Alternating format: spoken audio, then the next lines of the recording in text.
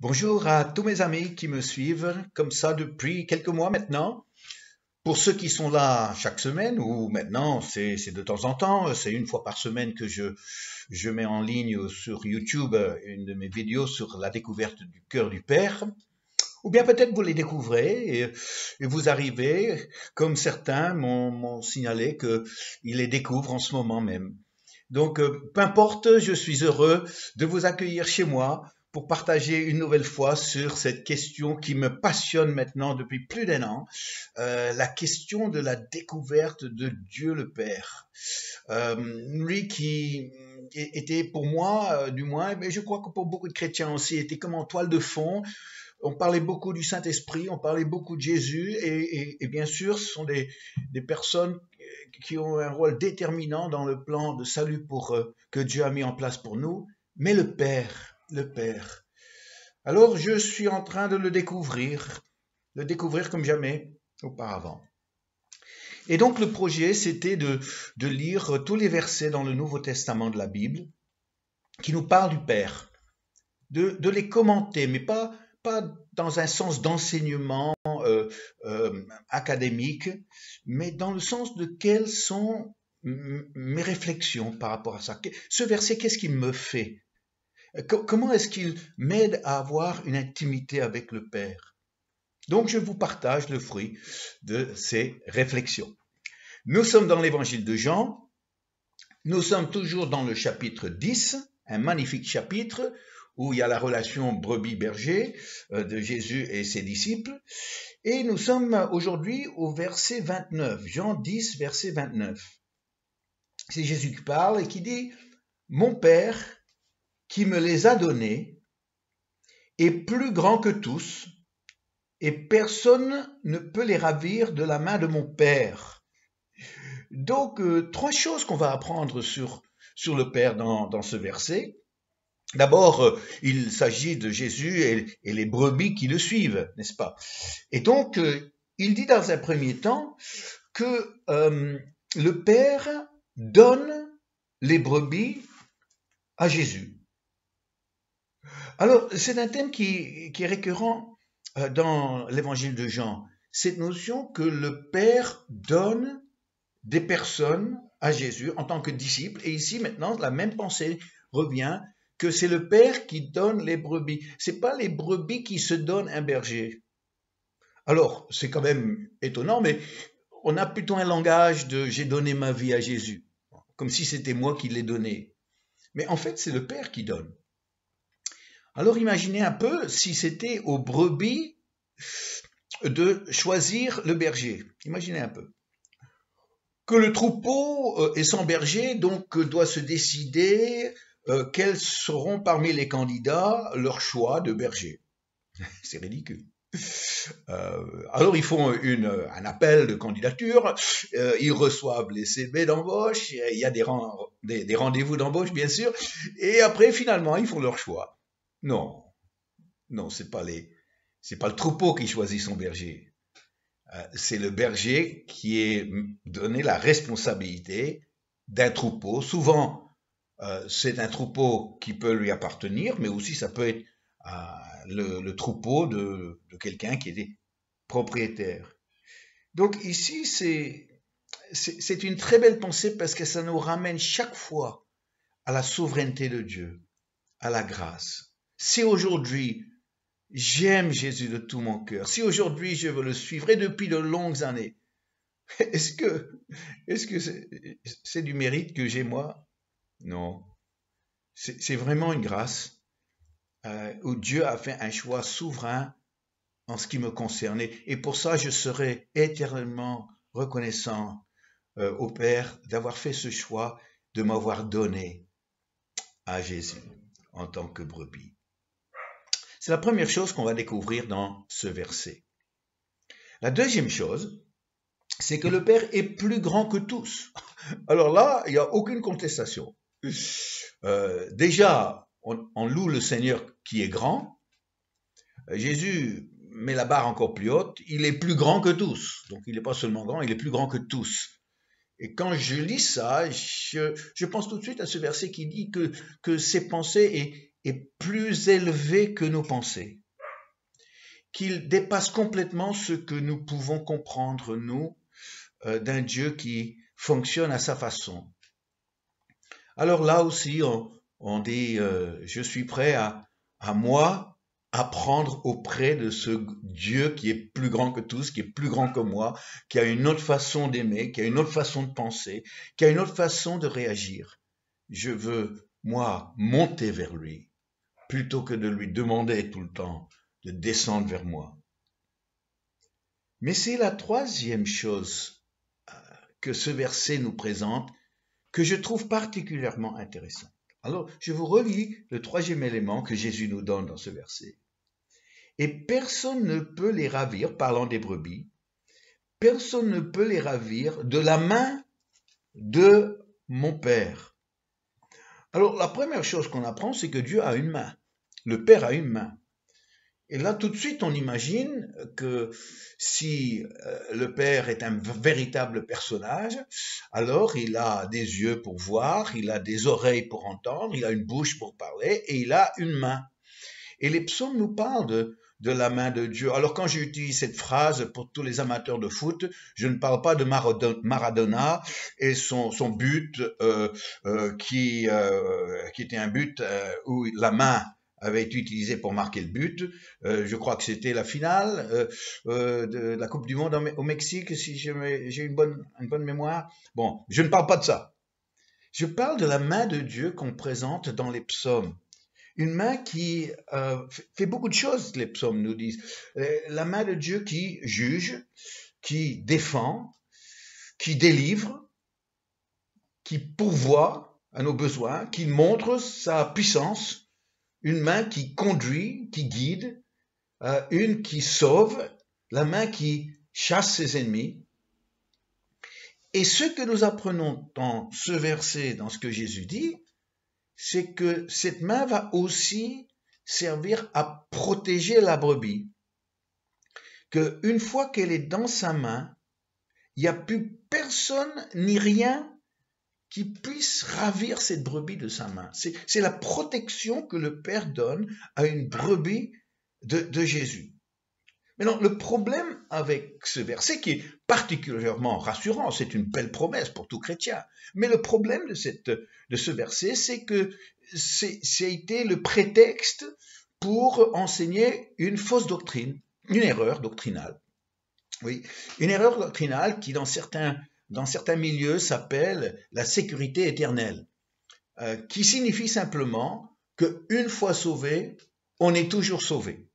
Peu importe ce que nous faisons après cette démarche de foi en Jésus, peu importe ce qu'on va faire dans sa vie personnelle, les choix que nous faisons, le péché qui peut encore nous guetter. Oh non, peu importe, tu crois en Jésus, tu es sauvé, et tu le seras pour l'éternité, parce que jamais rien ni personne ne peut te ravir de la main du Père. Voilà l'erreur doctrinale. L'erreur doctrinale pour la simple raison que dans le Nouveau Testament, nous avons des exemples très clairs de personnes qui peuvent perdre leur salut. Et donc, sous certaines conditions, une personne peut perdre son salut. Ici, bien sûr, il s'agit d'une brebis qui suit de près le berger, et dans ce cas où le berger va être en proximité, la brebis reste très proche dans le troupeau, très proche du berger qui guide, alors la promesse est possible, rien ne peut l'enlever, la ravir de la main du Père. Et je crois que en Amérique en particulier, cette erreur doctrinale a fait des ravages, qui a produit beaucoup de gens qui sont sociologiquement, comme on dit, chrétiens. Ils ont assisté à des cultes, une école du dimanche peut-être, quand ils étaient jeunes, ils se sont avancés, ils ont fait une prière prière de foi en Christ. Et puis après, c'est bon. Après, ils peuvent faire n'importe quoi, ils peuvent se comporter comme des gens du monde. Parce que maintenant, ça y est, ils sont sauvés, il n'y a pas de souci. Je me souviens, je faisais de l'évangélisation avec un groupe de jeunes de jeunes de Jeunesse en Mission à Orlando, à Floride. Et j'ai sorti mon tableau d'évangélisation dans les rues à 11 heures du soir. J'ai vu des choses à Orlando à 11 heures du soir que je n'avais jamais vues à Paris, Paris by night. Il y avait une certaine décadence qui m'a choqué. Et je suis tombé sur un jeune homme qui sortait d'un bar. Et j'ai commencé à lui parler de Jésus. Et il m'a dit, mais moi je suis chrétien, moi. Je dis, moi je crois en Jésus. Mais je voyais que déjà il avait bu, déjà il avait trop bu même, et mais il était chrétien. Et ça c'est parce que on lui a appris qu'une fois qu'il a cru en Jésus, il peut vivre dans le péché, c'est pas grave, parce que une fois sauvé, toujours sauvé, quoi. Quelle erreur! Quelle erreur, et beaucoup vont payer cher cette erreur, je le crois. Alors, je pense à cette belle promesse que le Père me garde dans sa main, qu'il me porte dans sa main. Et ça me ramène aux photos que je cherche sur Internet. Et les photos que je cherche particulièrement, et il faut comprendre le contexte dans lequel je le fais, c'est que dans mon étude sur le Père, je découvre que le Père céleste est un vrai Père. L'image est vraiment très précise. Et c'est là où je me suis dit, nous qui sommes faits à l'image de Dieu, et nous sommes faits pères, pour être père aussi, je dis un bon père. Un bon père, ce sera aussi le reflet du Père céleste. Alors, j'ai fait aussi, dans le contexte de cette étude élargie, une étude sur qu'est-ce que signifie un bon père. Comment se comporte-t-il envers son enfant, son petit enfant, son enfant en bas âge. Et j'ai trouvé des belles photos. Ah oui, vraiment des belles photos qui non seulement m'ont sensibilisé par rapport à ce que c'est être un père, mais aussi m'ont sensibilisé à ce que mon Père céleste est pour moi. Et ce que j'ai vu dans ces photos de père et enfant, la relation père et enfant, il y avait beaucoup de photos différentes, des photos de grande affection, de photos de jeux ensemble, de photos où le père montrait un appareil photo, par exemple, ou aidait les devoirs, ou beaucoup de photos différentes qui apportent différents aspects. Mais ce qui revenait souvent dans les photos, et ça se comprend finalement, c'est combien de fois c'était simplement une photo d'un père qui tenait son enfant par la main, qui marchait avec lui. Il y en a une belle qui était sur un chemin qui était pas du tout facile à naviguer. Et donc l'enfant, il y avait des rochers, il y avait des cailloux, il y avait des branches par terre, et l'enfant n'était pas en sécurité là. Mais il l'était parce qu'il tenait la main de son papa, lui qui passait au-dessus. Belle image. Et j'ai trouvé une autre image qui m'a montré que dans la marche qui a duré, l'enfant commençait à fatiguer. Et donc le père la portait dans ses bras. Comme ça, eh bien, l'enfant pouvait compter sur la force du père quand ses propres forces étaient défaillantes. Et j'ai vu une troisième photo. Une photo d'un papa qui portait son jeune enfant sur ses épaules. Et je voyais le plaisir que ça donnait aux deux.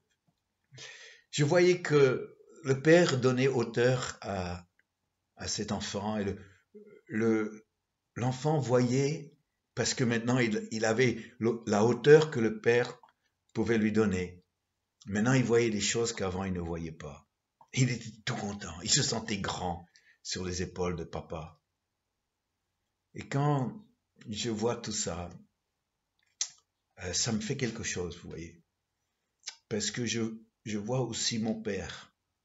Mon père qui, dans le courant du chemin de la vie, où c'est pas un chemin facile, il y a des choses qui représentent des dangers, peut-être pour moi. mais il tient ma main, il me rassure. Avec lui qui me protège, je peux suivre ce chemin-là. Et il y a des fois où je me sens un peu fatigué. J'ai peut-être beaucoup donné et la faiblesse humaine, la fragilité humaine me rattrape. Mais là, je peux m'appuyer sur ses bras éternels, ces bras qui me portent tellement qu'ils sont forts. Parce que comme l'a dit l'apôtre Paul, quand je suis faible, vous connaissez peut-être la suite, je suis fort, mais fort dans les bras de mon Père.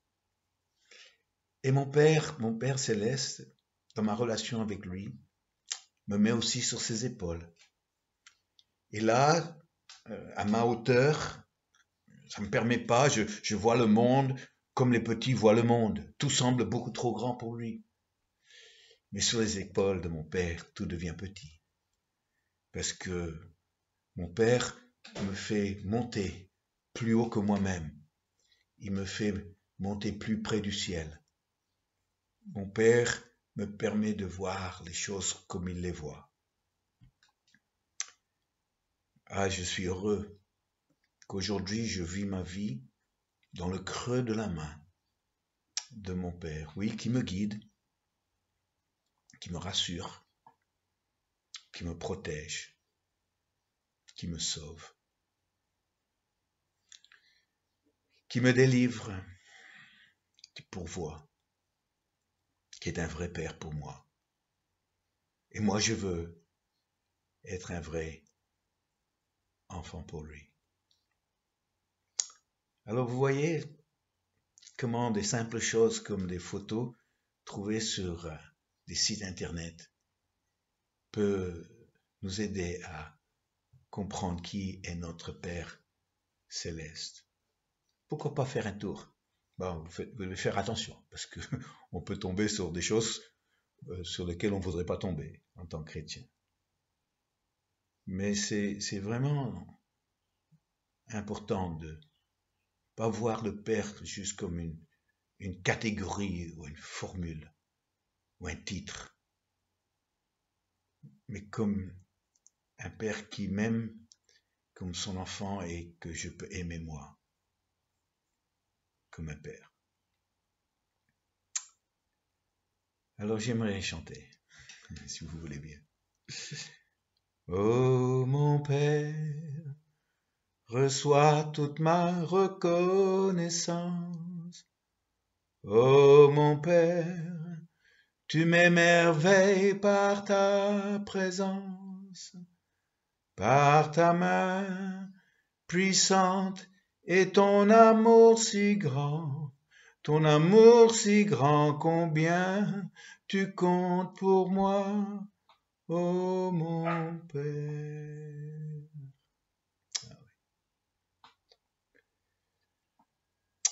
On va prier ensemble. Père, ces photos me font beaucoup de bien parce que elles m'aident à comprendre que tu es un vrai Père pour moi. Que dans la vie et sur ce chemin de la vie qui n'est pas toujours facile, je n'avance pas seul. Et devant les défis qui sont là sur le chemin, je sens la force de ta main, de ma main dans la tienne. Et là, je suis rassuré. Je n'ai rien à craindre. Tout va bien se passer parce que mon Père est là. Et quand je sens la fatigue, quand les choses deviennent de trop pour moi, quand le chemin devient un peu long, alors là, tu me prends dans tes bras. Et je peux me reposer dans tes bras. Je sais que toi, tu es fort là quand je suis moi-même faible. Et ça me fait tellement bien d'être dans les bras de mon Père. Et ensuite, tu me prends parce que tu veux m'émerveiller. Tu veux aussi t'émerveiller de la joie que ça me donne. Et tu me mets sur tes épaules et là, je monte encore plus haut. Et là, je commence à toucher les étoiles. Je commence à avoir la tête au ciel, dans le ciel. Je vois des belles choses, mais vues d'en haut. Elles sont encore plus belles d'en haut que d'en bas. Oui, Père, tu es un vrai Père pour moi. Tu me lâches pas. Je me cache dans le creux de ta main. Et je vis dans cette merveilleuse assurance que rien ne peut m'enlever, ne peut me ravir de ta main. Père, je t'aime. Père, nous t'aimons. Amen. Merci, chers amis, d'avoir passé ces quelques moments avec moi ce matin encore. Peut-être que vous allez faire un tour sur les sites de photos, père-enfant. Ce serait une bonne chose. Que le Seigneur vous bénisse. À très bientôt. Au revoir.